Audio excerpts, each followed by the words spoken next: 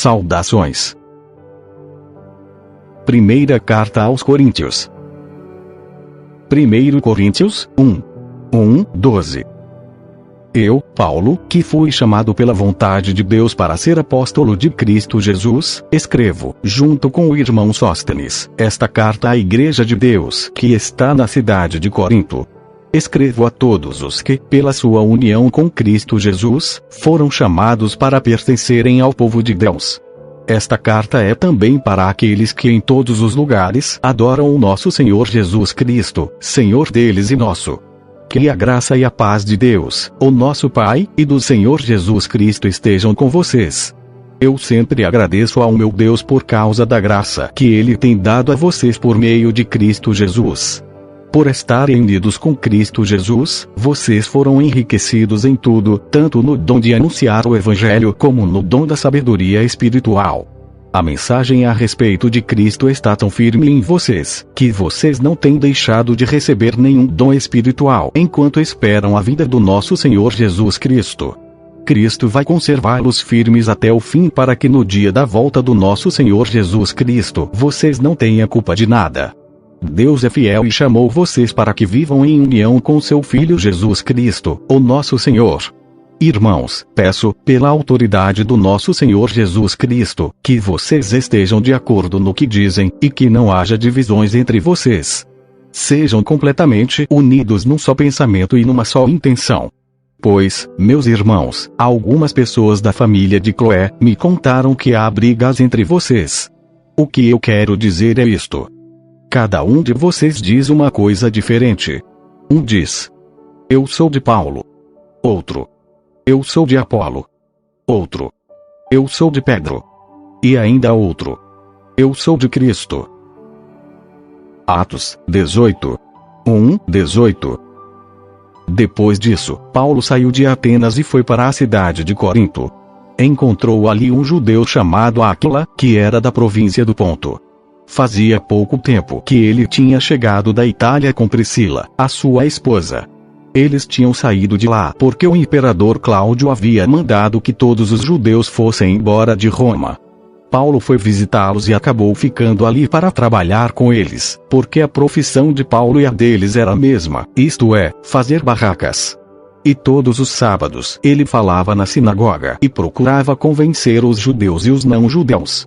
Depois que Silas e Timóteo chegaram da província da Macedônia, Paulo começou a dar todo o seu tempo para anunciar a mensagem. Ele afirmava aos judeus que Jesus é o Messias. Mas alguns deles ficaram contra Paulo e o xingaram. Então, em sinal de protesto, ele sacudiu o pó das suas roupas e disse: se vocês se perderem, os culpados serão vocês mesmos. A responsabilidade não será minha. De agora em diante, vou anunciar a mensagem aos não-judeus. Então ele saiu de lá e foi morar na casa de um homem chamado Tício Justo, um não-judeu que adorava a Deus. A casa dele ficava ao lado da sinagoga. Crispo, que era o chefe da sinagoga, também creu no Senhor Jesus, e todas as pessoas da sua casa também creram. Muitas pessoas da cidade de Corinto ouviram a mensagem, creram e foram batizadas. Certa noite Paulo teve uma visão, e nela o Senhor disse: não tenha medo, continue falando e não se cale, porque eu estou com você.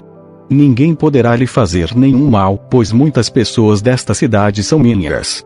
E Paulo ficou ali 1 ano e meio, ensinando a palavra de Deus àquela gente. Quando Galio se tornou governador da província da Acaia, os judeus se juntaram contra Paulo. Eles o agarraram, o levaram ao tribunal e disseram ao governador: este homem está querendo convencer o povo a adorar a Deus de um modo que é contra a nossa lei. Quando Paulo ia falar, Galio disse aos judeus: judeus, se isso fosse alguma falta grave, ou um grande crime, seria justo que eu tivesse paciência para escutá-los. Mas, como é só uma questão de palavras, de nomes e da própria lei de vocês, resolvam vocês mesmos. Eu não vou ser juiz nesses assuntos. Em seguida os expulsou do tribunal. Então eles agarraram Sóstenes, o chefe da sinagoga, e o surraram diante do tribunal. Porém Galio não se importou com isso. Paulo ficou muitos dias com os cristãos em Corinto. Depois se despediu deles e embarcou num navio para a província da Síria, junto com Priscila e o seu marido Áquila. Antes de embarcar em Cencreia, ele rapou a cabeça como sinal de que havia cumprido uma promessa que tinha feito a Deus. Atos 18, 24, 28. Um judeu chamado Apolo, nascido na cidade de Alexandria, havia chegado a Éfeso. Ele falava muito bem e tinha um conhecimento profundo das Escrituras Sagradas. Era também instruído no caminho do Senhor, falava com grande entusiasmo, e o seu ensinamento a respeito de Jesus era correto, porém conhecia somente o batismo de João. Ele começou a falar com coragem na sinagoga. Priscila e o seu marido Aquila o ouviram falar, então o levaram para a casa deles e lhe explicaram melhor o caminho de Deus. Quando Apolo resolveu ir para a província da Acaia, os cristãos de Éfeso o animaram, e escreveram cartas para os irmãos de lá, pedindo que o recebessem bem. Chegando lá, ele ajudou muito aqueles que, pela graça de Deus, haviam crido. Pois Apolo, com argumentos fortes, derrotava os judeus nas discussões públicas, provando pelas Escrituras Sagradas que Jesus é o Messias. Atos 15, 1. Alguns homens foram da região da Judéia para a cidade de Antioquia, e começaram a ensinar aos irmãos que eles não poderiam ser salvos se não fossem circuncidados, como manda a lei de Moisés. 1 Coríntios 1, 13, 14. Por acaso Cristo foi dividido em várias partes? Será que Paulo morreu crucificado em favor de vocês? Ou será que vocês foram batizados em nome de Paulo? Graças a Deus que eu não batizei nenhum de vocês, a não ser Crispo e Gaio. Atos 18, 8. Crispo, que era o chefe da sinagoga, também creu no Senhor Jesus, e todas as pessoas da sua casa também creram. Muitas pessoas da cidade de Corinto ouviram a mensagem, creram e foram batizadas. Romanos 16, 23. O meu hospedeiro Gaio, em casa de quem a igreja daqui se reúne, manda saudações a vocês. Erasto, o tesoureiro da cidade, e o nosso irmão Quarto também mandam saudações. 1 Coríntios 1, 15, 19. Assim ninguém pode dizer que vocês foram batizados em meu nome. Sim. Batizei também Estefanas e a família dele, mas não lembro de ter batizado mais ninguém. Pois Cristo não me enviou para batizar, mas para anunciar o Evangelho e anunciá-lo sem usar a linguagem da sabedoria humana, para não tirar o poder da morte de Cristo na cruz. De fato, a mensagem da morte de Cristo na cruz é loucura para os que estão se perdendo, mas para nós, que estamos sendo salvos, é o poder de Deus. Pois as Escrituras Sagradas dizem: destruirei a sabedoria dos sábios e acabarei com o conhecimento dos instruídos. Isaías 29, 14. Por isso, mais uma vez vou deixar esse povo espantado com as coisas estranhas e terríveis que farei no meio dele. Com toda a sua sabedoria, os seus sábios não poderão explicá-las, e o conhecimento dos que são instruídos não adiantará nada. 1 Coríntios 1, 20, 31. Então, o que poderão dizer os sábios e os instruídos? O que vão dizer os grandes oradores deste mundo? Deus tem mostrado que a sabedoria deste mundo é loucura. Pois Deus, na sua sabedoria, não deixou que os seres humanos o conhecessem por meio da sabedoria deles. Pelo contrário, resolveu salvar aqueles que creem e fez isso por meio da mensagem que anunciamos, a qual é chamada de louca. Os judeus pedem milagres como prova, e os não-judeus procuram a sabedoria. Mas nós anunciamos o Cristo crucificado, uma mensagem que para os judeus é ofensa e para os não-judeus é loucura. Mas para aqueles que Deus tem chamado, tanto judeus como não-judeus, Cristo é o poder de Deus e a sabedoria de Deus. Pois aquilo que parece ser a loucura de Deus é mais sábio do que a sabedoria humana, e aquilo que parece ser a fraqueza de Deus é mais forte do que a força humana. Agora, meus irmãos, lembrem do que vocês eram quando Deus os chamou. Do ponto de vista humano, poucos de vocês eram sábios ou poderosos, ou de famílias importantes. para envergonhar os sábios, Deus escolheu aquilo que o mundo acha que é loucura. E, para envergonhar os poderosos, Ele escolheu o que o mundo acha fraco. Para destruir o que o mundo pensa que é importante, Deus escolheu aquilo que o mundo despreza, acha humilde e diz que não tem valor. Isso quer dizer que ninguém pode ficar orgulhoso, pois sabe que está sendo visto por Deus. Porém Deus uniu vocês com Cristo Jesus e fez com que Cristo seja a nossa sabedoria. E é por meio de Cristo que somos aceitos por Deus, nos tornamos o povo de Deus e somos salvos. Portanto, como as Escrituras Sagradas dizem: quem quiser se orgulhar, que se orgulhe daquilo que o Senhor faz. Jeremias 9:24.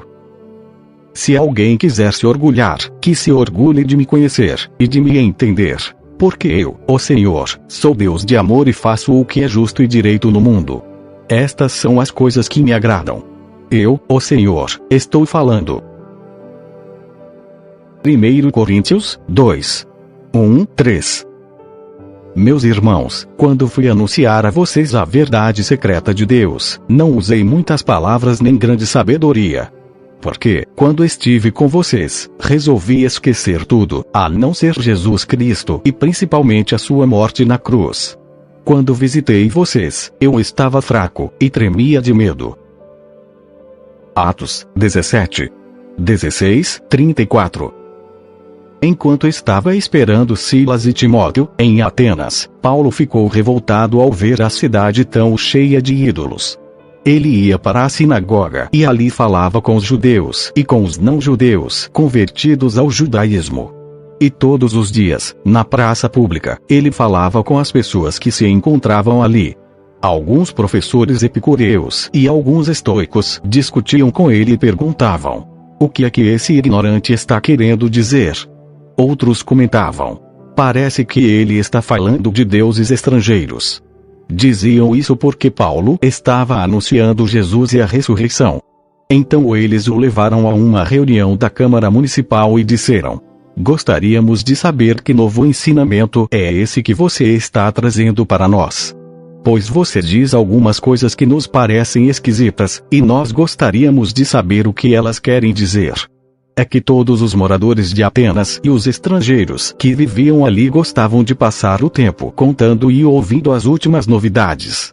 Então Paulo ficou de pé diante deles, na reunião da Câmara Municipal, e disse: atenienses, vejo que em todas as coisas vocês são muito religiosos. De fato, quando eu estava andando pela cidade e olhava os lugares onde vocês adoram os seus deuses, encontrei um altar em que está escrito: ao Deus desconhecido. Pois esse Deus que vocês adoram sem conhecer é justamente aquele que eu estou anunciando a vocês. Deus, que fez o mundo e tudo o que nele existe, é o Senhor do céu e da terra e não mora em templos feitos por seres humanos. E também não precisa que façam nada por ele, pois é ele mesmo quem dá a todos vida, respiração e tudo mais. De um só homem ele criou todas as raças humanas para viverem na terra. Antes de criar os povos, Deus marcou para eles os lugares onde iriam morar, e quanto tempo ficariam lá. Ele fez isso para que todos pudessem procurá-lo e talvez encontrá-lo, embora ele não esteja longe de cada um de nós. Porque, como alguém disse, nele vivemos, nos movemos e existimos. E alguns dos poetas de vocês disseram: nós também somos filhos dele.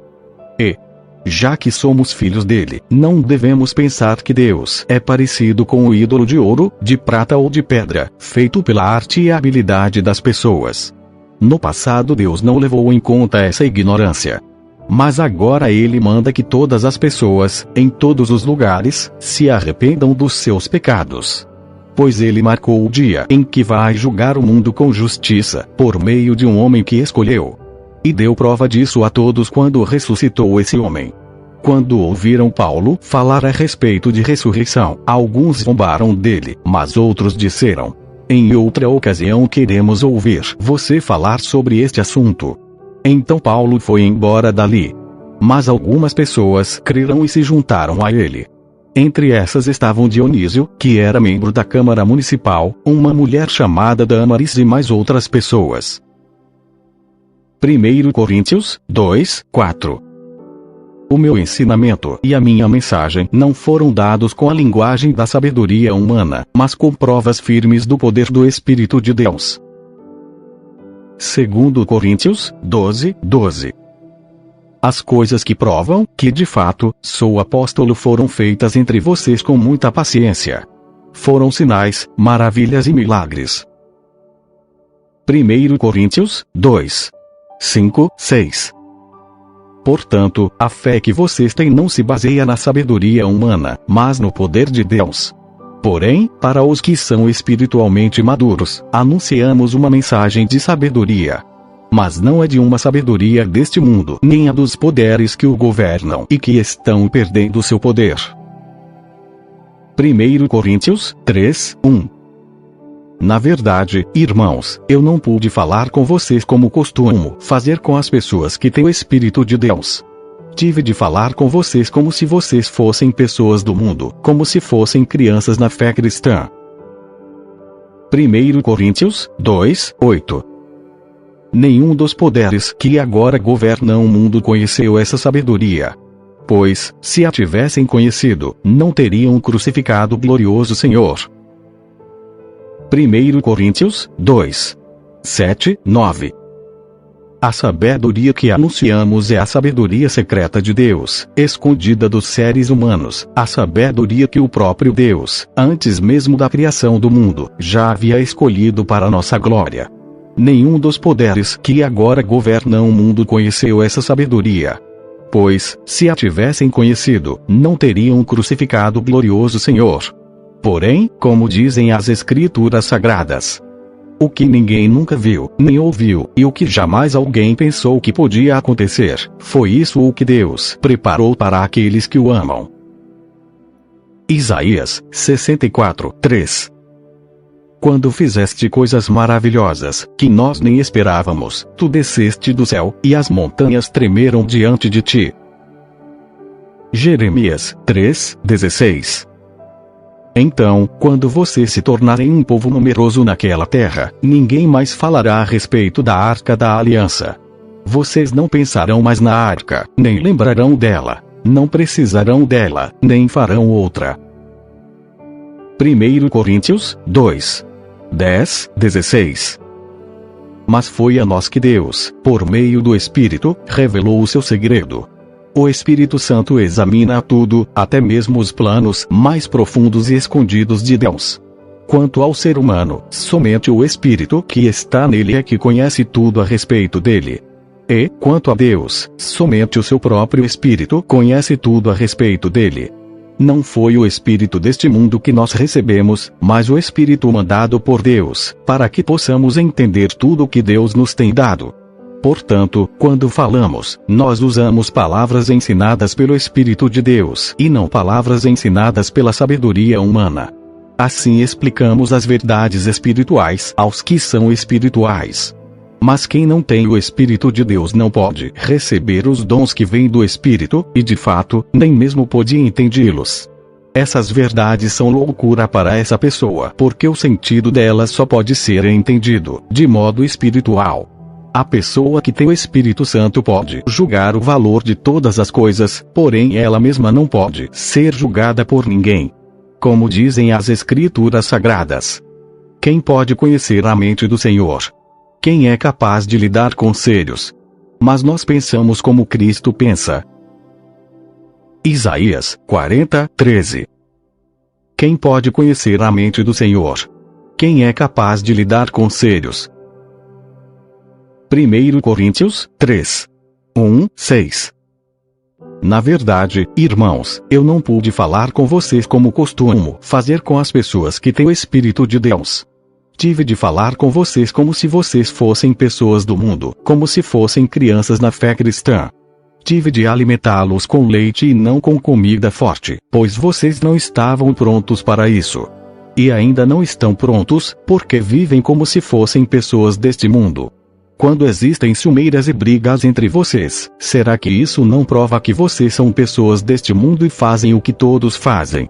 Quando alguém diz: eu sou de Paulo, e outro: eu sou de Apolo, será que assim não estão agindo como pessoas deste mundo? Afinal de contas, quem é Apolo? E quem é Paulo? Somos somente servidores de Deus, e foi por meio de nós que vocês creram no Senhor. Cada um de nós faz o trabalho que o Senhor lhe deu para fazer. Eu plantei, e Apolo regou a planta, mas foi Deus quem a fez crescer. 1 Coríntios 3:10. Usando o dom que Deus me deu, eu faço o trabalho de um construtor competente. Ponho o alicerce, e outro constrói em cima dele. Porém cada um deve construir com cuidado. 1 Coríntios 3:7-16. De modo que não importa nem o que planta nem o que rega, mas sim Deus, que dá o crescimento. Pois não existe diferença entre a pessoa que planta e a pessoa que rega. Deus dará a recompensa de acordo com o trabalho que cada um tiver feito. Porque nós somos companheiros de trabalho no serviço de Deus, e vocês são o terreno no qual Deus faz o seu trabalho. Vocês são também o edifício de Deus.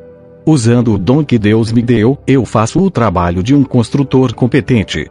Ponho o alicerce, e outro constrói em cima dele. Porém cada um deve construir com cuidado. Porque Deus já pôs Jesus Cristo como o único alicerce, e nenhum outro alicerce pode ser colocado. Alguns usam ouro ou prata ou pedras preciosas para construírem em cima do alicerce. E ainda outros usam madeira ou capim ou palha. O dia de Cristo vai mostrar claramente a qualidade do trabalho de cada um. Pois o fogo daquele dia mostrará o trabalho de cada pessoa. O fogo vai mostrar e provar a verdadeira qualidade do trabalho. Se aquilo que alguém construir em cima do alicerce resistir ao fogo, então o construtor receberá a recompensa. Mas, se o trabalho de alguém for destruído pelo fogo, então esse construtor perderá a recompensa. Porém ele mesmo será salvo, como se tivesse passado pelo fogo para se salvar. Certamente vocês sabem que são o templo de Deus e que o Espírito de Deus vive em vocês. 1 Coríntios 6:9-10. Vocês sabem que os maus não terão parte no reino de Deus. Não se enganem, pois os imorais, os que adoram ídolos, os adúlteros, os homossexuais, os ladrões, os avarentos, os bêbados, os caluniadores e os assaltantes não terão parte no reino de Deus. Efésios 3:17. Peço também que por meio da fé, Cristo viva no coração de vocês. E oro para que vocês tenham raízes e alicerces no amor. 1 Coríntios 3:17-18. Assim, se alguém destruir o templo de Deus, Deus destruirá essa pessoa. Pois o templo de Deus é santo, e vocês são o seu templo. Que ninguém engane a si mesmo. Se algum de vocês pensa que é sábio conforme a sabedoria humana, então precisa se tornar louco para ser, de fato, sábio. 1 Coríntios 1:18. De fato, a mensagem da morte de Cristo na cruz é loucura para os que estão se perdendo, mas para nós, que estamos sendo salvos, é o poder de Deus. 1 Coríntios 3:19. Pois aquilo que este mundo acha que é sabedoria, Deus acha que é loucura. Como dizem as Escrituras Sagradas. Deus pega os sábios nas suas espertezas. Jó 5:13. Ele pega os sábios nas suas espertezas e acaba com as suas intrigas. 1 Coríntios 3:20. E também, o Senhor sabe que os pensamentos dos sábios não valem nada. Salmos 93. O Senhor Deus é Rei. Ele está vestido de majestade e coberto de poder. A terra está firme no seu lugar e não pode ser abalada. Ó Senhor, o teu trono está firme desde o princípio. Tu sempre exististe. Ó Senhor Deus, o mar profundo levanta a sua voz, o mar ergue a sua voz e ruge. O Senhor reina no céu com poder. A sua força é maior do que a fúria do oceano e mais poderosa do que as ondas do mar. As tuas leis, ó Senhor, merecem confiança, e o teu templo é santo para sempre. 1 Coríntios 3:21-23. Ninguém deve se orgulhar daquilo que as pessoas podem fazer. Pois tudo é de vocês, isto é, Paulo, Apolo, Pedro, este mundo, a vida e a morte, o presente e o futuro. Tudo isso pertence a vocês, e vocês pertencem a Cristo, e Cristo pertence a Deus. Não julguem os apóstolos. 1 Coríntios 4. 1:21. Vocês nos devem tratar como servidores de Cristo, que foram encarregados de administrar a realização dos planos secretos de Deus. O que se exige de quem tem essa responsabilidade é que seja fiel ao seu Senhor. Mas para mim não tem a menor importância ser julgado por vocês ou por um tribunal humano. Eu não julgo nem a mim mesmo. A minha consciência está limpa, mas isso não prova que sou, de fato, inocente. Quem me julga é o Senhor. Portanto, não julguem ninguém antes da hora. Esperem o julgamento final, quando o Senhor vier. Ele trará para a luz os segredos escondidos no escuro e mostrará as intenções que estão no coração das pessoas. Então cada um receberá de Deus os elogios que merece. Meus irmãos, é para instruir vocês que eu tenho aplicado essas lições a mim mesmo e a Apolo. Usei nós dois como um exemplo, para que vocês aprendam o que quer dizer o ditado. Obedeça ao que está escrito. Ninguém deve se orgulhar de uma pessoa e desprezar outra. Quem é que fez você superior aos outros? Por acaso não foi Deus quem lhe deu tudo o que você tem? Então por que é que você fica todo orgulhoso como se o que você tem não fosse dado por Deus? Pelo que parece, vocês já têm tudo o que precisam. Já são ricos. Vocês já se tornaram reis, e nós, não. Que bom se vocês fossem reis de verdade, para que nós pudéssemos reinar junto com vocês. Porque me parece que Deus pôs a nós, os apóstolos, no último lugar.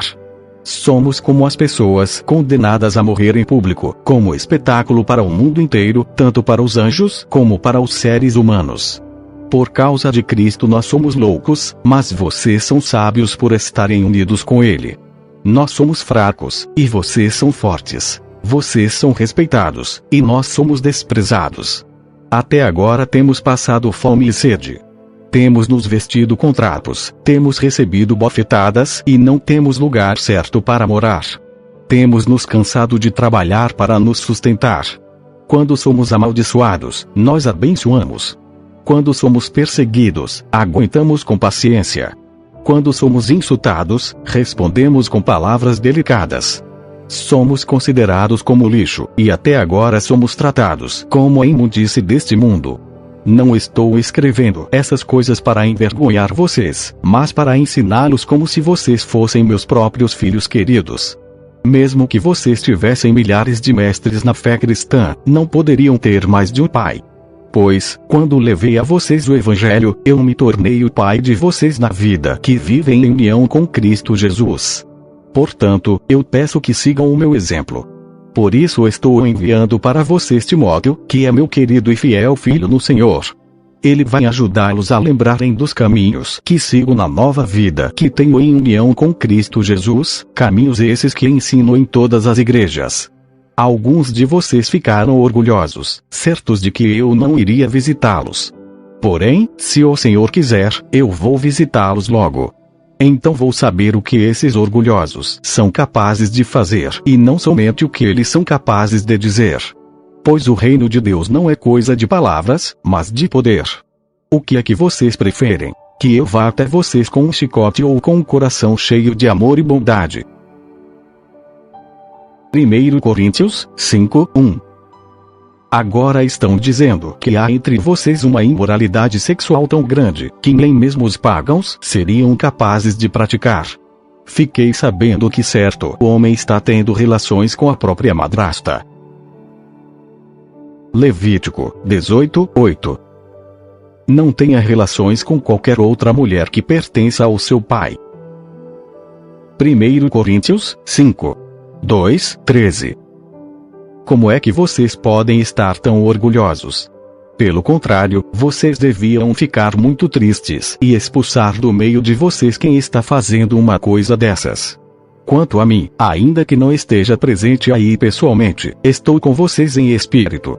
E, agindo como se eu estivesse aí, já julguei, pela autoridade do nosso Senhor Jesus, o homem que está fazendo essa coisa horrível. Quando vocês se reunirem, estarei com vocês em espírito. Então, pelo poder do nosso Senhor Jesus, que estará presente conosco, entreguem esse homem a Satanás, para que o seu corpo seja destruído, mas o seu espírito seja salvo no dia do Senhor. Não está certo que vocês estejam orgulhosos. Vocês conhecem aquele ditado: um pouco de fermento fermenta toda a massa. Joguem fora o velho fermento do pecado para ficarem completamente puros. Aí vocês serão como massa nova e sem fermento, como vocês, de fato, já são. Porque a nossa festa da Páscoa está pronta, agora que Cristo, o nosso Cordeiro da Páscoa, já foi oferecido em sacrifício. Então vamos comemorar a nossa Páscoa, não com o pão que leva fermento, o fermento velho do pecado e da imoralidade, mas com o pão sem fermento, o pão da pureza e da verdade. Na outra carta que escrevi a vocês, eu recomendei que vocês não tivessem nada a ver com gente imoral. Eu não quis dizer que neste mundo vocês devem ficar separados dos pagãos que são imorais, avarentos, ladrões ou que adoram ídolos.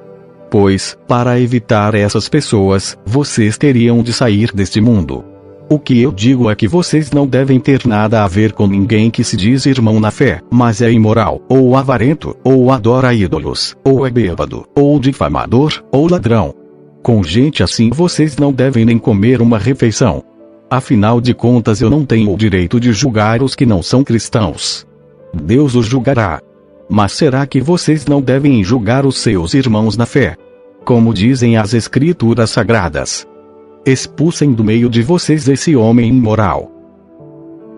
Deuteronômio 17:7. As testemunhas serão as primeiras a jogarem pedras no condenado. Depois todos os outros devem atirar pedras também. Matem essa pessoa e assim tirarão o mal do meio do povo. 1 Coríntios 6. 1-3. Os cristãos e os tribunais pagãos. Quando algum de vocês tem uma queixa contra um irmão na fé, como se atreve a pedir justiça a juízes pagãos, em vez de pedir ao povo de Deus que resolva o caso? Será que vocês não sabem que o povo de Deus julgará o mundo? Então, se vocês vão julgar o mundo, será que não são capazes de julgar essas coisas pequenas? Por acaso vocês não sabem que nós julgaremos até mesmo os anjos?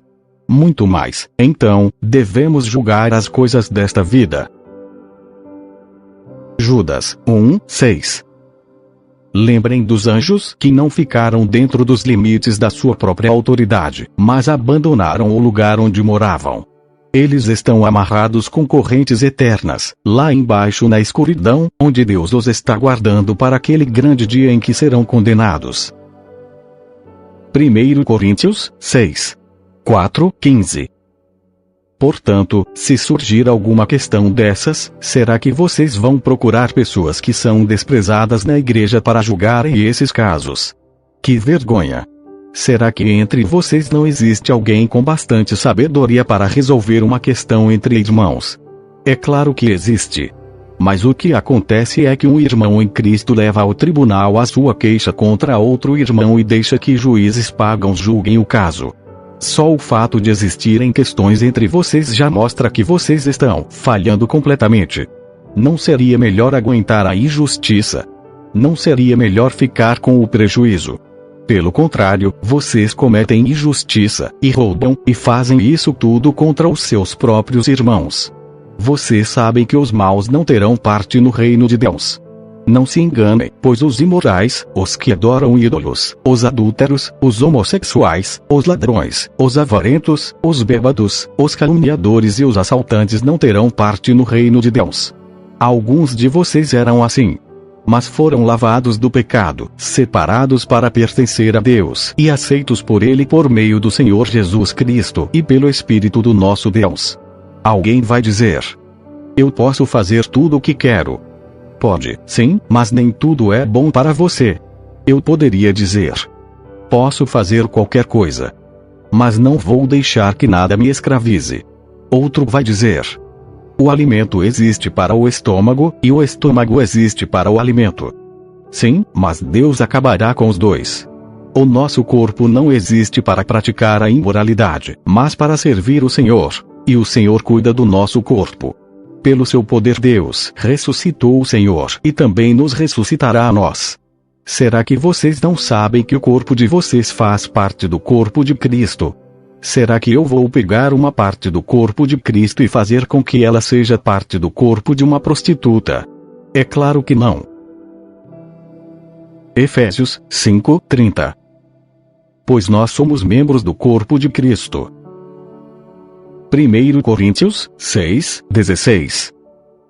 Ou será que vocês não sabem que o homem que se une com uma prostituta se torna uma só pessoa com ela? As Escrituras Sagradas afirmam: os dois se tornam uma só pessoa. Gênesis 2:24. É por isso que o homem deixa o seu pai e a sua mãe para se unir com a sua mulher, e os dois se tornam uma só pessoa. Mateus 19:5. E Deus disse: por isso o homem deixa o seu pai e a sua mãe para se unir com a sua mulher, e os dois se tornam uma só pessoa. Efésios 5:31. Como dizem as Escrituras Sagradas: é por isso que o homem deixa o seu pai e a sua mãe para se unir com a sua esposa, e os dois se tornam uma só pessoa. 1 Coríntios 6:17-19. Porém, quem se une com o Senhor se torna, espiritualmente, uma só pessoa com Ele. Fujam da imoralidade sexual. Qualquer outro pecado que alguém comete não afeta o corpo, mas a pessoa que comete imoralidade sexual peca contra o seu próprio corpo. Será que vocês não sabem que o corpo de vocês é o templo do Espírito Santo, que vive em vocês e lhes foi dado por Deus? Vocês não pertencem a vocês mesmos, mas a Deus. Romanos 8:11. Se em vocês vive o Espírito daquele que ressuscitou Jesus, então aquele que ressuscitou Jesus Cristo dará também vida ao corpo mortal de vocês, por meio do seu Espírito, que vive em vocês. 1 Coríntios 6:20. Pois ele os comprou e pagou o preço. Portanto, usem o seu corpo para a glória dele. Efésios 5:22-23. Esposa, obedeça ao seu marido, como você obedece ao Senhor. Pois o marido tem autoridade sobre a esposa, assim como Cristo tem autoridade sobre a igreja. E o próprio Cristo é o Salvador da igreja, que é o seu corpo. 1 Coríntios 7:1-10. Solução de diversas questões. Agora vou tratar dos assuntos a respeito dos quais vocês me escreveram. Vocês dizem que o homem faz bem em não casar. Mas eu digo, já que existe tanta imoralidade sexual, cada homem deve ter a sua própria esposa, e cada mulher, o seu próprio marido. O homem deve cumprir o seu dever como marido, e a mulher também deve cumprir o seu dever como esposa. A esposa não manda no seu próprio corpo. Quem manda é o seu marido. Assim também o marido não manda no seu próprio corpo. Quem manda é a sua esposa. Que os dois não se neguem um ao outro, a não ser que concordem em não ter relações por algum tempo a fim de se dedicar à oração. Mas depois devem voltar a ter relações, a fim de não caírem nas tentações de Satanás por não poderem se dominar. Não digo isso como uma ordem, mas como uma sugestão. Realmente, eu gostaria que todos fossem como eu. Porém, cada um tem o dom que Deus lhe deu. Um tem este dom, e outro, aquele. Aos solteiros e às viúvas, eu digo que seria melhor para eles ficarem sem casar, como eu. Mas, se vocês não podem dominar o desejo sexual, então casem, pois é melhor casar do que ficar queimando de desejo. Para os que já estão casados tenho um mandamento, que não é meu, mas do Senhor, que a mulher não se separe do seu marido. Mateus 5:32 e 19:9. Mas eu lhes digo, todo homem que mandar a sua esposa embora, a não ser em caso de adultério, será culpado de fazer com que ela se torne adúltera, se ela casar de novo. E o homem que casar com ela também cometerá adultério. Portanto, eu afirmo a vocês o seguinte: o homem que mandar a sua esposa embora, a não ser em caso de adultério, se tornará adúltero se casar com outra mulher. Marcos 10:11. E Jesus respondeu: o homem que mandar a sua esposa embora e casar com outra mulher estará cometendo adultério contra a sua esposa. Lucas 16, 18. Se um homem se divorciar e casar com outra mulher, comete adultério. E quem casar com a mulher divorciada também comete adultério. 1 Coríntios 7, 11, 18. Porém, se ela se separar, que não case de novo, ou então que faça as pazes com o marido. E que o homem não se divorcie da sua esposa. Aos outros digo eu mesmo, e não o Senhor: se um homem cristão é casado com uma mulher que não é cristã, e ela concorda em continuar vivendo com ele, que ele não se divorcie dela.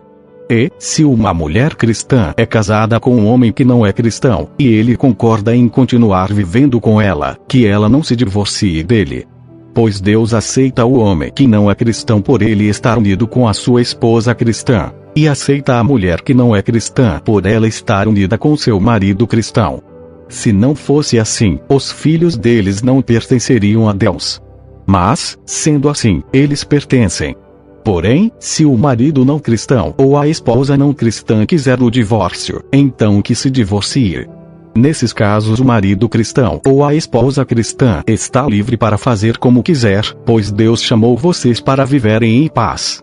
Esposa cristã, como é que você pode ter a certeza de que não vai salvar o seu marido? E você, marido cristão, como é que você pode ter a certeza de que não vai salvar a sua esposa? Cada um deve continuar vivendo de acordo com o dom que o Senhor lhe deu e na condição em que se encontrava, quando Deus o chamou. É essa a regra que eu ensino em todas as igrejas. Se um homem judeu, que é circuncidado, aceita o chamado de Deus, ele não deve tirar as marcas da circuncisão. E, se um homem não judeu, que não é circuncidado, aceita o chamado de Deus, ele não deve circuncidar-se. Lucas 1, 59.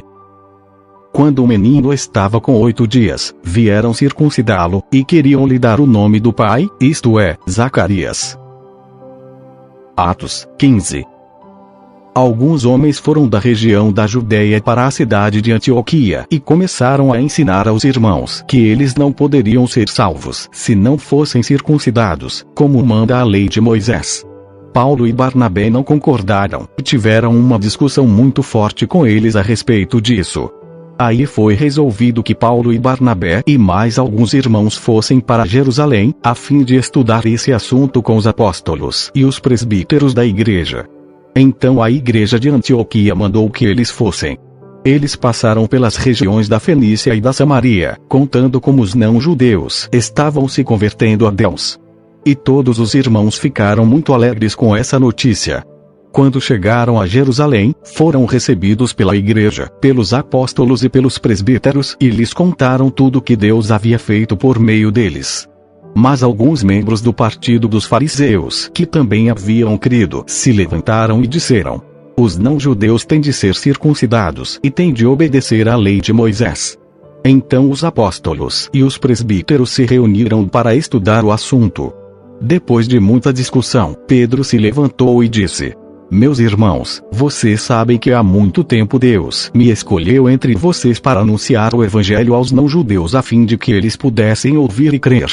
E Deus, que conhece o coração de todos, mostrou que aceita os não-judeus, pois deu o Espírito Santo também a eles, assim como tinha dado a nós.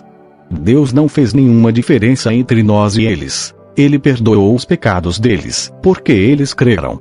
Então por que é que vocês estão querendo pôr Deus à prova, colocando uma carga nas costas dos que agora estão crendo?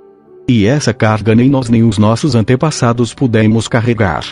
Pelo contrário, por meio da graça do Senhor Jesus, nós, judeus, cremos e somos salvos do mesmo modo que os não-judeus. Então todos os que estavam ali ficaram calados e escutaram Barnabé e Paulo contarem todos os milagres e maravilhas que Deus tinha feito por meio deles entre os não-judeus. Quando eles terminaram de falar, Tiago disse: meus irmãos, escutem. Simão acabou de explicar como Deus primeiro mostrou o seu cuidado pelos não-judeus, escolhendo do meio deles um povo que seria dele. As palavras dos profetas estão bem de acordo com isso, pois as Escrituras Sagradas dizem: Depois disso eu voltarei, diz o Senhor, e construirei de novo o reino de Davi, que é como uma casa que caiu. Juntarei de novo os pedaços dela, e tornarei a levantá-la. Assim todas as outras pessoas, todos os outros povos que eu chamei para serem meus, vão procurar conhecer o Senhor. Assim diz o Senhor, que anunciou essas coisas desde os tempos antigos. E Tiago continuou: a minha opinião é esta. Eu acho que não devemos atrapalhar os não-judeus que estão se convertendo a Deus. Penso que devemos escrever a eles uma carta, dizendo que não comam a carne de animais que foram oferecidos em sacrifício aos ídolos, que não pratiquem imoralidade sexual, que não comam a carne de nenhum animal que tenha sido estrangulado e que não comam sangue. Pois, desde os tempos antigos, a lei de Moisés tem sido lida todos os sábados nas sinagogas, e as suas palavras são anunciadas em todas as cidades. Então os apóstolos e os presbíteros, com o apoio de toda a igreja, resolveram escolher entre eles alguns homens e mandá-los para Antioquia com Paulo e Barnabé. Os escolhidos foram Judas, chamado Barsabás, e Silas. Esses dois homens eram muito respeitados pelos membros da igreja. E mandaram por eles a seguinte carta: nós, os apóstolos e os presbíteros, irmãos de vocês, mandamos saudações aos nossos irmãos não-judeus que vivem em Antioquia e na província da Síria e na região da Cilícia.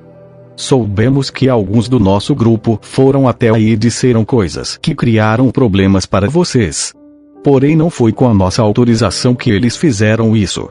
Portanto, nós todos resolvemos, sem nenhum voto contra, escolher alguns homens e mandá-los a vocês.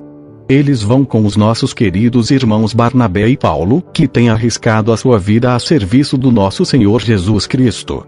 Estamos enviando, então, Judas e Silas para falarem pessoalmente com você sobre estas coisas que estamos escrevendo. Porque o Espírito Santo e nós mesmos resolvemos não pôr nenhuma carga sobre vocês, a não ser estas proibições que são, de fato, necessárias. Não comam a carne de nenhum animal que tenha sido oferecido em sacrifício aos ídolos. Não comam o sangue nem a carne de nenhum animal que tenha sido estrangulado. E não pratiquem imoralidade sexual. Vocês agirão muito bem se não fizerem essas coisas. Saúde a todos. Então mandaram que os 4 partissem, e eles foram para Antioquia. Lá reuniram os cristãos e entregaram a carta. Quando estes a leram, ficaram muito alegres com as palavras de ânimo que havia nela.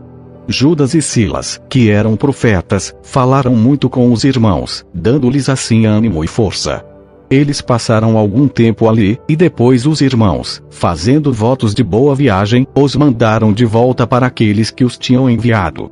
Porém Silas achou melhor ficar ali. Mas Paulo e Barnabé ficaram algum tempo em Antioquia. Eles e muitos outros cristãos ensinavam e anunciavam a palavra do Senhor. Algum tempo depois, Paulo disse a Barnabé: vamos voltar e visitar os irmãos em todas as cidades onde já anunciamos a palavra do Senhor. Vamos ver se eles estão bem. Barnabé queria levar João Marcos. Porém Paulo não queria, pois Marcos não tinha ficado com eles até o fim da primeira viagem missionária, mas os havia deixado na província da Panfilha. Por isso eles tiveram uma discussão tão forte, que se separaram. Barnabé levou João Marcos consigo e embarcou para a ilha de Chipre, enquanto que Paulo escolheu Silas e seguiu viagem, depois que os irmãos o entregaram aos cuidados do Senhor. E Paulo atravessou a província da Síria e a região da Cilícia, dando força às igrejas. 1 Coríntios 7. 19-40. Não faz diferença estar circuncidado ou não, o que importa é obedecer aos mandamentos de Deus. Cada um deve continuar como era quando aceitou o chamado de Deus. Você era escravo quando Deus o chamou? Não se preocupe com isso. Mas, se você pode se tornar livre, então aproveite a oportunidade. Pois, o escravo que foi chamado pelo Senhor é agora um homem livre que pertence ao Senhor. Assim também o homem livre que foi chamado por Cristo é escravo de Cristo. Deus comprou vocês por um preço, portanto, não se tornem escravos de seres humanos. Irmãos, cada um deve continuar na presença de Deus, assim como era quando Deus o chamou. Para os solteiros, eu não tenho nenhum mandamento do Senhor. Porém dou a minha opinião como uma pessoa que, pela misericórdia do Senhor, merece confiança. Por causa dos tempos difíceis em que vivemos, eu penso que é melhor para o homem ficar como está. Você tem esposa? Então não procure se separar dela. Você é solteiro? Então não procure esposa. Porém, se você casar, não estará cometendo pecado. E, se uma moça solteira casar, também não estará cometendo pecado. Mas eu gostaria de poupar vocês dos problemas de cada dia que terão na vida de casados. Irmãos, o que eu quero dizer é isto: não nos resta muito tempo, e daqui em diante os casados devem viver como se não tivessem casado, os que choram, como se não estivessem chorando, os que estão rindo, como se não estivessem rindo, os que compram, como se não fosse deles aquilo que compraram, os que tratam das coisas deste mundo, como se não estivessem ocupados com elas. Pois este mundo, como está agora, não vai durar muito. Eu quero livrá-los de preocupações. O solteiro se interessa pelas coisas do Senhor porque quer agradá-lo. Mas o homem casado se interessa pelas coisas deste mundo porque quer agradar a sua esposa e por isso é puxado para duas direções diferentes. Quanto às mulheres, tanto as viúvas quanto as solteiras, elas estão interessadas nas coisas do Senhor porque querem se dedicar de corpo e alma a Ele.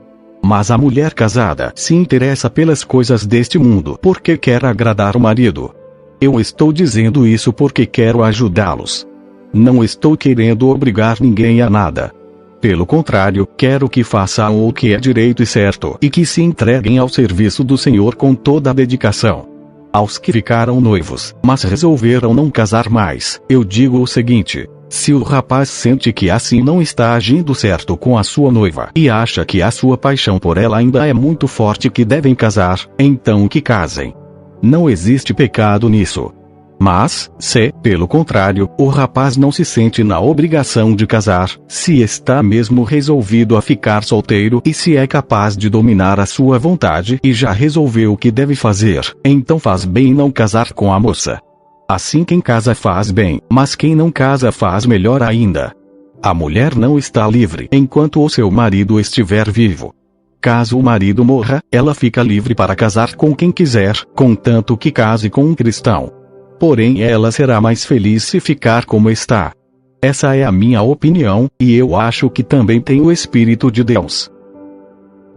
1 Timóteo 5:14. Por isso, eu quero que as viúvas mais novas casem, tenham filhos e cuidem da sua casa, para que os nossos inimigos não tenham motivos para falar mal de nós. 1 Coríntios 8:1. As carnes sacrificadas aos ídolos. Agora vou tratar do problema dos alimentos oferecidos aos ídolos. Na verdade, como se diz, todos nós temos conhecimento. Porém esse tipo de conhecimento enche a pessoa de orgulho, mas o amor nos faz progredir na fé. Atos 15, 23, 29. E mandaram por eles a seguinte carta: Nós, os apóstolos e os presbíteros, irmãos de vocês, mandamos saudações aos nossos irmãos não-judeus que vivem em Antioquia e na província da Síria e na região da Cilícia. Soubemos que alguns do nosso grupo foram até aí e disseram coisas que criaram problemas para vocês. Porém não foi com a nossa autorização que eles fizeram isso. Portanto, nós todos resolvemos, sem nenhum voto contra, escolher alguns homens e mandá-los a vocês. Eles vão com os nossos queridos irmãos Barnabé e Paulo, que têm arriscado a sua vida a serviço do nosso Senhor Jesus Cristo. Estamos enviando, então, Judas e Silas para falarem pessoalmente com você sobre estas coisas que estamos escrevendo. Porque o Espírito Santo e nós mesmos resolvemos não pôr nenhuma carga sobre vocês, a não ser estas proibições que são, de fato, necessárias. Não comam a carne de nenhum animal que tenha sido oferecido em sacrifício aos ídolos. Não comam o sangue nem a carne de nenhum animal que tenha sido estrangulado. E não pratiquem imoralidade sexual. Vocês agirão muito bem se não fizerem essas coisas. Saúde a todos. 1 Coríntios 8, 2, 13. A pessoa que pensa que sabe alguma coisa ainda não tem a sabedoria que precisa. Mas quem ama a Deus é conhecido por Ele. Quanto a comer alimentos que tenham sido oferecidos aos ídolos, nós sabemos que um ídolo representa alguma coisa que realmente não existe. E sabemos que existe somente um Deus.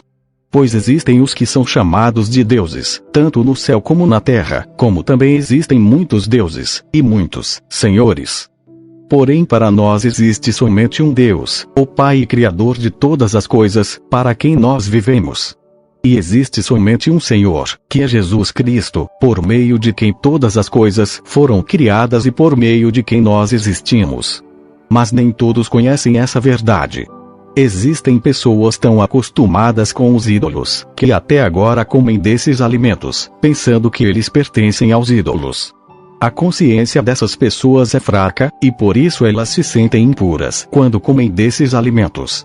Não é esta ou aquela comida que vai fazer com que Deus nos aceite. Nós não perderemos nada se não comermos e não ganharemos nada se comermos desse alimento. Mas tenham cuidado para que essa liberdade de vocês não faça com que os fracos na fé caiam em pecado. Porque, se uma pessoa que tem a consciência fraca neste assunto vir você, que tem conhecimento, comendo alimentos no templo de um ídolo, será que essa pessoa não vai querer também comer alimentos oferecidos aos ídolos? Assim este cristão fraco, este seu irmão por quem Cristo morreu, vai se perder por causa do conhecimento que você tem. Desse modo, pecando contra o seu irmão e ferindo a consciência dele, você estará pecando contra Cristo. Portanto, se o alimento faz com que o meu irmão peque, nunca mais vou comer carne a fim de que eu não seja a causa do pecado dele. 1 Coríntios 9, 1. Direitos e deveres de um apóstolo. Será que eu não sou um homem livre? Por acaso não sou um apóstolo? Será que eu não vi Jesus, o nosso Senhor? Por acaso vocês não são o resultado do trabalho que faço para o Senhor? Atos 9, 17. 18, 9. 22, 17. 26, 15. E 1. 15, 22. Então Ananias entrou na casa de Judas, pôs as mãos sobre Saulo e disse: Saulo, meu irmão, o Senhor que me mandou aqui é o mesmo Jesus que você viu na estrada de Damasco. Ele me mandou para que você veja de novo e fique cheio do Espírito Santo. Certa noite Paulo teve uma visão, e nela o Senhor disse: Não tenha medo, continue falando e não se cale. E Paulo terminou, dizendo: Então eu voltei para Jerusalém. Quando estava orando no templo, tive uma visão. Então eu perguntei: Quem é o Senhor? E o Senhor respondeu: Eu sou Jesus, aquele que você persegue. Num desses dias de reunião, estavam presentes mais ou menos 120 seguidores de Jesus. Nessa reunião Pedro se levantou e disse: Meus irmãos, tinha de acontecer aquilo que o Espírito Santo, por meio de Davi, disse nas Escrituras Sagradas a respeito de Judas, que foi o guia daqueles que prenderam Jesus. Judas era do nosso grupo e foi escolhido para tomar parte no nosso trabalho. Com o dinheiro que tinha recebido pelo seu crime, Judas comprou um terreno. Nesse terreno ele caiu e se arrebentou, e os seus intestinos se esparramaram. Todos os moradores de Jerusalém ficaram sabendo disso. Por isso deram àquele terreno o nome de Aceldama, que na língua deles quer dizer, campo de sangue. E Pedro continuou: Isto é o que está escrito no livro dos Salmos. Que a casa dele fique abandonada, e ninguém mais morre nela. E também diz: Que outra pessoa faça o trabalho que ele fazia. Portanto, precisamos escolher outro homem para pertencer ao nosso grupo e ser testemunha junto conosco da ressurreição do Senhor Jesus. Deve ser um daqueles que nos acompanharam durante o tempo em que o Senhor Jesus andou entre nós, desde que foi batizado por João até o dia em que foi levado para o céu. 1 Coríntios 9. 2, 5. Mesmo que outros não me aceitem como apóstolo, vocês me aceitam. Vocês mesmos, pelo fato de estarem unidos com o Senhor, são a prova de que sou um apóstolo. Quando as pessoas me criticam, eu me defendo, dizendo assim: será que eu não tenho o direito de receber comida e bebida pelo meu trabalho? Será que nas minhas viagens eu não tenho o direito de levar comigo uma esposa cristã, como fazem os outros apóstolos, os irmãos do Senhor Jesus e também Pedro? Lucas 8. 1-3. Algum tempo depois Jesus saiu e viajou por cidades e povoados, anunciando a boa notícia do reino de Deus. Os 12 discípulos foram com ele, e também algumas mulheres que haviam sido livradas de espíritos maus e curadas de doenças. Eram Maria, chamada Madalena, de quem tinham sido expulsos 7 demônios; Joana, mulher de Cusa, que era alto funcionário do governo de Herodes; Susana e muitas outras mulheres que, com os seus próprios recursos, ajudavam Jesus e os seus discípulos. 1 Coríntios 7:8. Realmente, eu gostaria que todos fossem como eu. Porém cada um tem o dom que Deus lhe deu. Um tem este dom, e outro, aquele. Aos solteiros e às viúvas eu digo que seria melhor para eles ficarem sem casar, como eu. Mateus 13:55. Por acaso ele não é o filho do carpinteiro? A sua mãe não é Maria? Ele não é irmão de Tiago, José, Simão e Judas? 1 Coríntios 9:6-9. Ou será que Barnabé e eu somos os únicos que temos de trabalhar para nos sustentar? Quem já ouviu falar de algum soldado que pagou as suas próprias despesas no exército? Ou qual é o fazendeiro que não come das uvas da sua própria plantação? Ou qual é o pastor que não toma do leite do seu gado? Não pensem que eu me apoio somente nesses exemplos da vida diária, pois a lei diz a mesma coisa. Na lei de Moisés está escrito assim: não amarre a boca do boi quando ele estiver pisando trigo. Por acaso Deus está interessado nos bois? Deuteronômio 25:4. Não amarre a boca do boi quando ele estiver pisando trigo. 1 Coríntios 9:10-13. Ou foi a nosso respeito que ele disse isso? É claro que isso está escrito em nosso favor. Tanto a pessoa que planta como a que colhe fazem o seu trabalho na esperança de receber a sua parte da colheita. Se temos semeado entre vocês a semente espiritual, será demais se recebermos de vocês alguma recompensa material? Se outros têm o direito de esperar isso de vocês, será que nós não temos muito mais direito do que eles? No entanto, nós não temos usado esse direito. Pelo contrário, temos aguentado tudo para não atrapalhar o Evangelho de Cristo. Certamente vocês sabem que os que trabalham no templo é do templo que recebem os seus alimentos. E sabem também que os que oferecem sacrifícios no altar recebem uma parte da carne dos animais que são sacrificados ali. Levítico 6:16-26. Os sacerdotes, que são descendentes de Arão, ficarão com o resto da oferta de cereais. Com a farinha da oferta eles farão pão sem fermento e comerão o pão num lugar sagrado, no pátio da tenda sagrada. Não usarão fermento para fazer esse pão. Essa parte das ofertas de cereais, que fica para os sacerdotes, pertence a Deus e por isso é muito sagrada, como também são sagradas as ofertas para tirar pecados e as ofertas para tirar culpas. Todos os homens que sejam descendentes de Arão têm para sempre o direito de comer desse pão. É a parte que lhes pertence das ofertas de alimento dadas a Deus, o Senhor. Mas acontecerá uma desgraça a qualquer outra pessoa que tocar nessas ofertas, pois são sagradas. O Senhor Deus deu a Moisés as seguintes leis a respeito da ordenação dos descendentes de Arão para serem sacerdotes. Quando um sacerdote for ordenado, oferecerá a Deus, o Senhor, 1 quilo de farinha, como se faz na oferta diária de cereais. Uma metade será oferecida de manhã, e a outra metade, à tarde. A farinha deverá ser bem misturada com azeite, e o pão deverá ser assado numa grelha.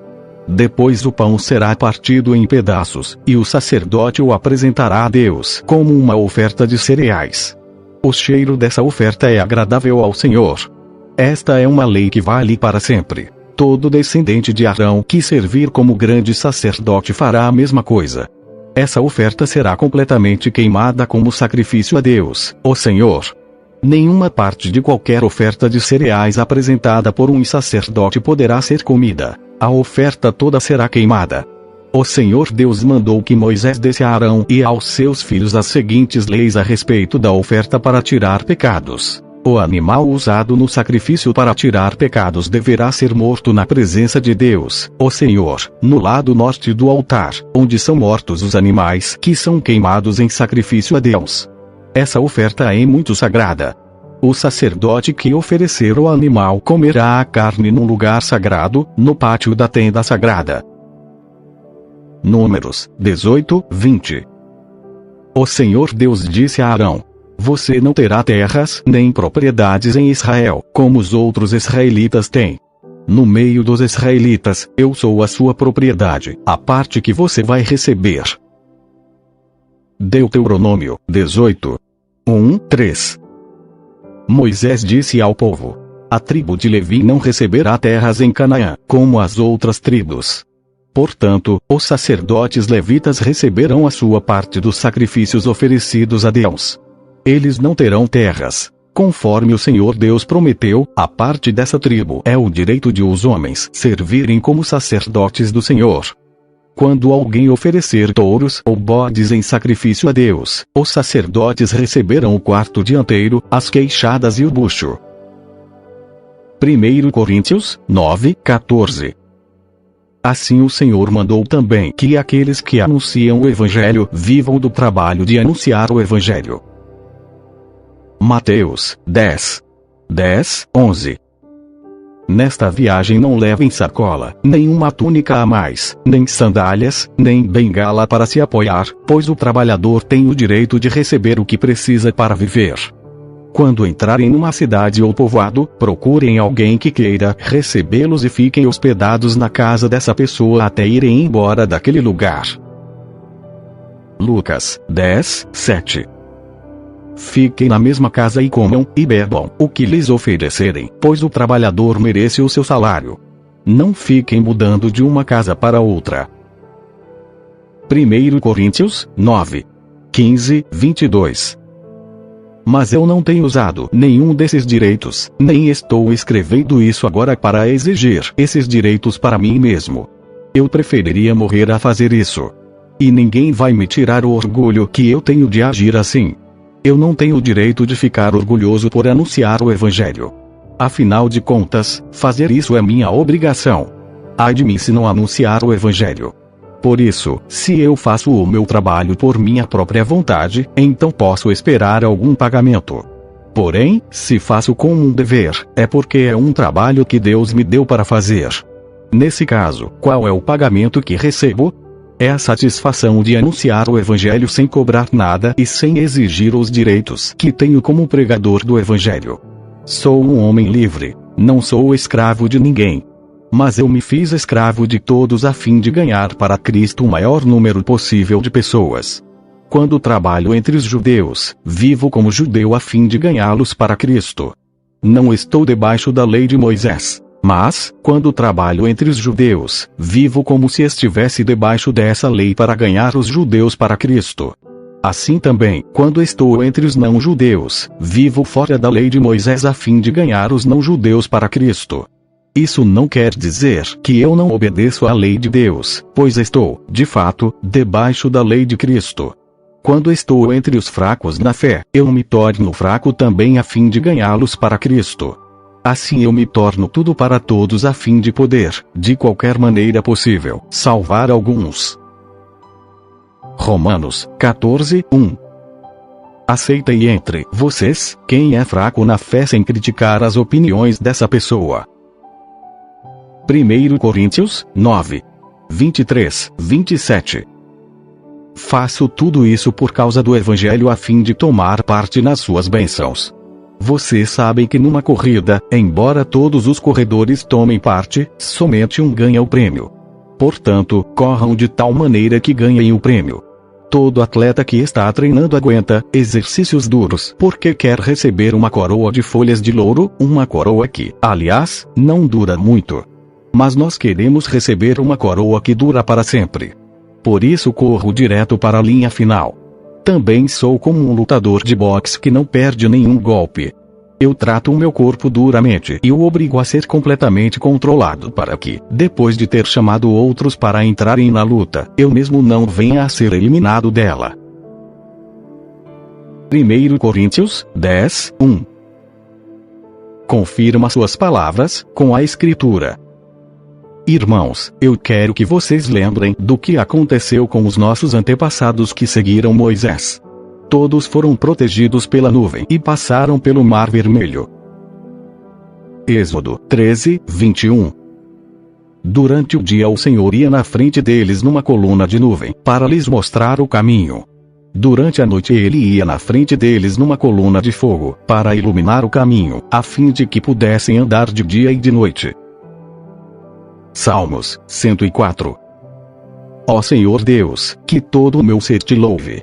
Ó Senhor, meu Deus, como és grandioso! Estás vestido de majestade e de glória e te cobres de luz. Estendes os céus como se fossem uma barraca e constróis a tua casa sobre as águas lá de cima. Usas as nuvens como o teu carro de guerra e voas nas asas do vento. Fazes com que os ventos sejam os teus mensageiros e com que os relâmpagos sejam os teus servidores. Tu puseste a terra bem firme sobre os seus alicerces, e assim ela nunca será abalada. Cobriste a terra com o oceano profundo, como se ele fosse uma capa, e as águas ficaram acima das montanhas. Porém, quando repreendeste as águas, elas fugiram. Quando ouviram o teu grito de comando, saíram correndo. As águas correram pelos montes e desceram para os vales, indo ao lugar que preparaste para elas. Tu puseste um limite para as águas a fim de que não cobrissem de novo a terra. Tu fazes surgir nascentes nos vales, e os rios correm entre os montes. Da sua água bebem todos os animais selvagens. Com ela os jumentos selvagens matam a sede. Nas margens dos rios, os pássaros fazem os seus ninhos e cantam entre os galhos das árvores. Do céu tu envias chuvas para os montes, e a terra fica cheia das tuas bênçãos. Fazes crescer capim para o gado e verduras e cereais para as pessoas, que assim tiram da terra o seu alimento. Fazes a terra produzir o vinho, que deixa a gente feliz, o azeite, que alegra, e o pão, que dá forças. Muita chuva cai sobre as árvores de Deus, ó Senhor, sobre os cedros, que ele plantou nos montes Líbanos. Ali os pássaros fazem os seus ninhos, e as cegonhas constroem as suas casas nos pinheiros. Os cabritos selvagens vivem no alto das montanhas, e as lebres se escondem nos rochedos. Tu fizeste a lua para marcar os meses. O sol sabe a hora de se pôr. Tu fizeste a noite, e todos os animais selvagens saem quando escurece. Os leões novos rugem enquanto caçam, procurando a comida que Deus dá. Porém, quando o sol aparece, eles voltam e vão se deitar nas suas covas. Então as pessoas saem para o serviço e trabalham até a tarde. Ó Senhor, tu tens feito tantas coisas e foi com sabedoria que as fizeste. A terra está cheia das tuas criaturas. Ali está o mar imenso, enorme, onde vivem animais grandes e pequenos, tantos, que não podem ser contados. No mar passam os navios, e nele brinca Leviatã, o monstro marinho que tu criaste. Todos esses animais dependem de ti, esperando que lhes des alimento no tempo certo. Tu dás a comida, e eles comem e ficam satisfeitos. Quando escondes o rosto, ficam com medo. Se cortas a respiração que lhes dás, eles morrem e voltam ao pó, de onde saíram. Porém, quando lhes dás o sopro de vida, eles nascem, e assim dás vida nova à terra. Que a glória de Deus, ó Senhor, dure para sempre.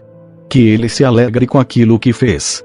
O Senhor olha para a terra, e ela treme. Toca nas montanhas, e elas soltam fumaça. Cantarei louvores ao Senhor enquanto eu viver. Cantarei ao meu Deus a vida inteira. Que o Senhor fique contente com a minha canção, pois é dele que vem a minha alegria. Que desapareçam da terra aqueles que não querem saber de Deus, e que os maus deixem de existir. Que todo o meu ser te louve, ó Senhor Deus. Aleluia. Êxodo 14, 22. E os israelitas passaram pelo mar em terra seca, com muralhas de água nos dois lados. 1 Coríntios 10, 2, 3. Como seguidores de Moisés, eles foram batizados na nuvem e no mar. todos comeram da mesma comida espiritual. Êxodo 16:16. Esta é a ordem que ele deu.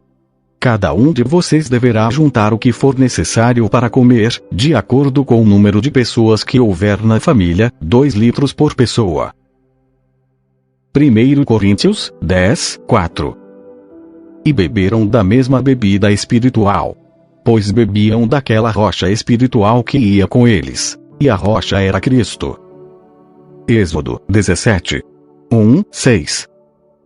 O povo de Israel saiu do deserto de Sim, caminhando de um lugar para outro, de acordo com as ordens de Deus, o Senhor. Eles acamparam em Refidim, mas ali não havia água para beber. Então reclamaram contra Moisés e lhe disseram: dê-nos água para beber. Moisés respondeu: por que vocês estão reclamando? Porque estão pondo o Senhor à prova? Mas o povo estava com muita sede e continuava reclamando e gritando contra Moisés. Eles diziam: por que você nos tirou do Egito? Será que foi para nos matar de sede, a nós, aos nossos filhos e às nossas ovelhas e cabras? Então Moisés clamou pedindo a ajuda de Deus, o Senhor. Ele disse: o que é que eu faço com este povo? Mais um pouco, e eles vão querer me matar a pedradas. O Senhor disse a Moisés: escolha entre eles alguns líderes e passe com eles na frente do povo. Leve também o bastão com o qual você bateu no rio Nilo. Eu estarei diante de você em cima de uma rocha, ali no Monte Sinai. Bata na rocha, e dela sairá água para o povo beber. E Moisés fez isso na presença dos líderes do povo de Israel. Números 22:11. Naquele lugar não havia água, por isso o povo se reuniu e começou a reclamar contra Moisés e Arão.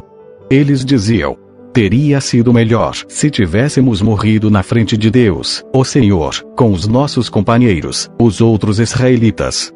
Por que você trouxe o povo do Senhor para este deserto? Será que foi para morrermos junto com os nossos animais? Por que você nos trouxe do Egito para este lugar terrível, onde não há cereais, nem figueiras, nem parreiras, nem romãs? E além de tudo não há água para beber. Então Moisés e Arão saíram dali, onde o povo estava, e foram para a porta da tenda sagrada. Eles se ajoelharam, encostaram o rosto no chão, e a glória do Senhor apareceu. E o Senhor disse a Moisés: pegue o bastão que está em frente da arca da aliança, e depois você e Arão reúnam o povo. E na frente de todos eles deem ordem à rocha, e dela sairá água. Assim, vocês tirarão água da rocha e darão de beber ao povo e também aos animais. Então, como Deus havia ordenado, Moisés pegou o bastão que estava diante de Deus, o Senhor. Moisés e Arão reuniram o povo em frente da rocha, e Moisés disse: agora escute, gente rebelde.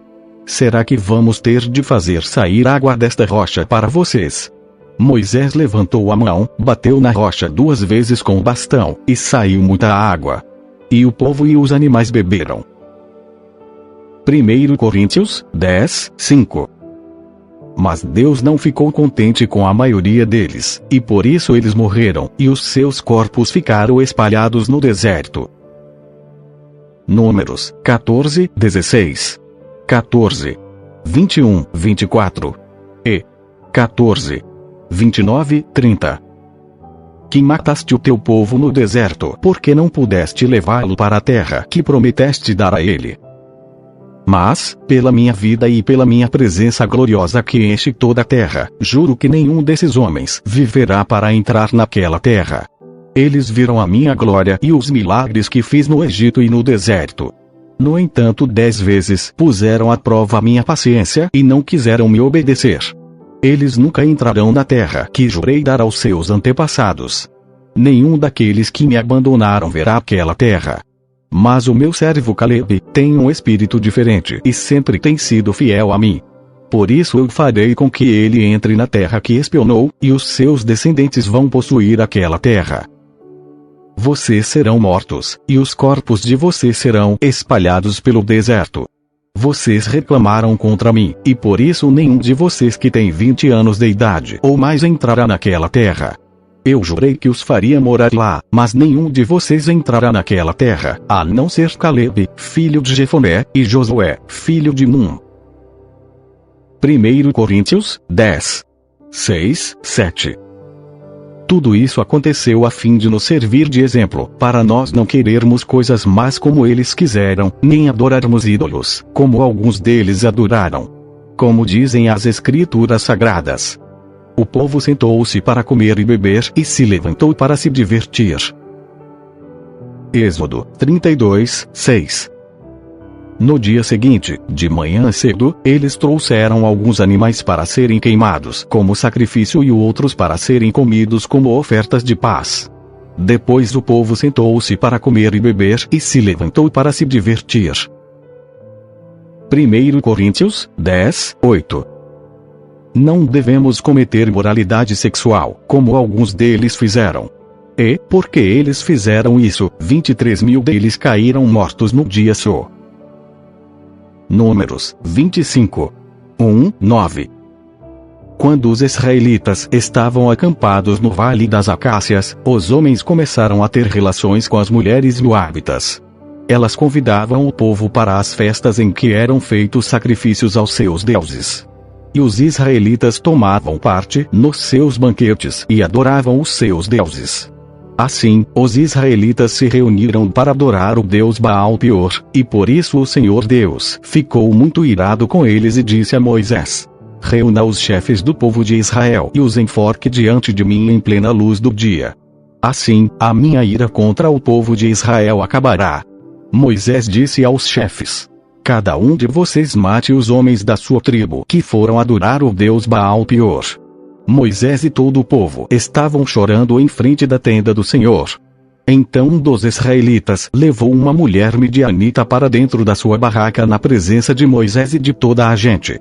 Quando Finéias, filho de Eleazar e neto do sacerdote Arão, viu isso, levantou-se e saiu da reunião. Ele pegou uma lança, seguiu o homem, entrou na barraca e enfiou a lança na barriga dele e da mulher. E assim acabou a epidemia que havia entre os israelitas e que já havia matado 24.000 pessoas. 1 Coríntios 10, 9. Não devemos pôr à prova a paciência de Cristo, como alguns deles fizeram, e por isso foram mortos pelas cobras. Números 21, 4. Então os israelitas saíram do Monte Or pelo caminho que vai até o Golfo de Acaba, para dar a volta em redor da região de Edom. Mas no caminho o povo perdeu a paciência. 1 Coríntios 10, 10. Vocês não devem se queixar, como fizeram alguns deles, e por isso foram destruídos pelo anjo da morte. Êxodo 15, 24. E 17, 3. O povo reclamou com Moisés e perguntou: o que vamos beber? Mas o povo estava com muita sede e continuava reclamando e gritando contra Moisés. Eles diziam: por que você nos tirou do Egito? Será que foi para nos matar de sede, a nós, aos nossos filhos e às nossas ovelhas e cabras? Números 11, 4. E 16. 31, 33. Havia estrangeiros viajando com os israelitas. Eles estavam com muita vontade de comer carne, e até mesmo os israelitas começaram a reclamar, dizendo: ah, se tivéssemos um pouco de carne para comer.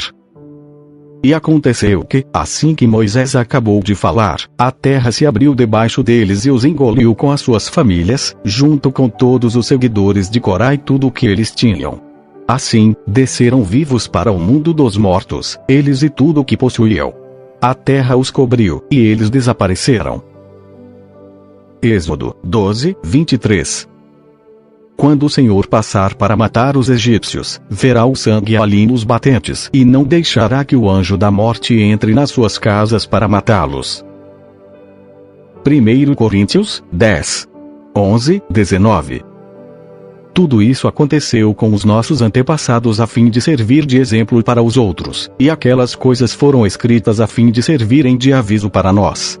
Pois estamos vivendo no fim dos tempos. Portanto, aquele que pensa que está de pé é melhor ter cuidado para não cair. As tentações que vocês têm de enfrentar são as mesmas que os outros enfrentam, mas Deus cumpre a sua promessa e não deixará que vocês sofram tentações que vocês não têm forças para suportar. Quando uma tentação vier, Deus dará forças a vocês para suportá-la, e assim vocês poderão sair dela. Por isso, meus queridos amigos, fujam da adoração de ídolos. Eu falo com vocês como com pessoas que têm capacidade para entender o que estou afirmando. Julguem vocês mesmos o que eu estou dizendo. Pensem no cálice pelo qual damos graças a Deus na ceia do Senhor. Será que, quando bebemos desse cálice, não estamos tomando parte no sangue de Cristo? E, quando partimos e comemos o pão, não estamos tomando parte no corpo de Cristo? Mesmo sendo muitos, todos comemos do mesmo pão, que é um só, e por isso somos um só corpo. Pensem no povo de Israel.